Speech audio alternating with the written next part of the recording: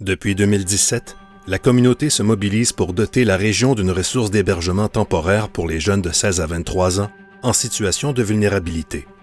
Maintenant, dans un contexte où les besoins sont plus criants que jamais, c'est le temps de passer à l'action.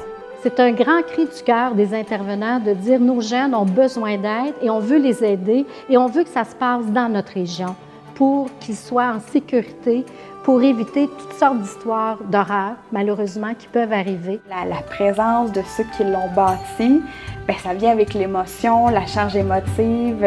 On transmet aussi un certain vécu. Ces gens-là sont des intervenantes de terrain. Ils ont vu qu'il y avait une problématique, il y avait un trou de service. Donc, à ce moment-là, quand on en parle, bien, on est emballé puis on y croit. Donc, quand on a vu ces gens-là nous exposer ça, on n'a pas pu faire autrement que de s'investir. Il y a à peine 6 mois, il y avait seulement une poignée de femmes de cœur dans la région qui connaissaient l'existence de ce projet-là. Des femmes qui ont eu l'idée d'identifier la problématique pour les jeunes en difficulté, c'est-à-dire la détresse et même la santé mentale.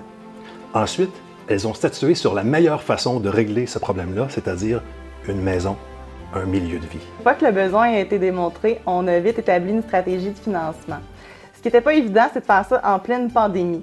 Donc, on a fait une première campagne de financement participatif sur la ruche avec le député de Richelieu, M. Jean-Bernard Aymon. On a réussi à amasser 40 000 $.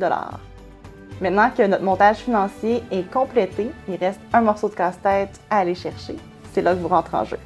On a eu une opportunité exceptionnelle de consolider notre financement pour notre première année d'opération, ce qui coûte environ 490 000 $.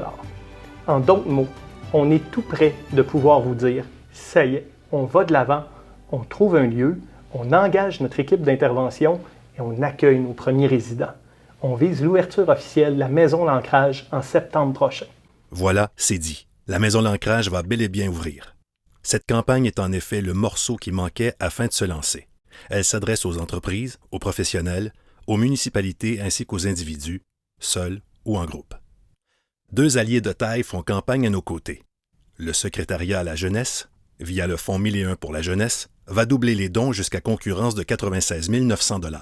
La Caisse des Jardins Pierre de Sorel s'est quant à elle engagée à long terme pour un montant de 100 000 $. Les contributions à cette campagne seront donc triplées. Vous avez bien compris.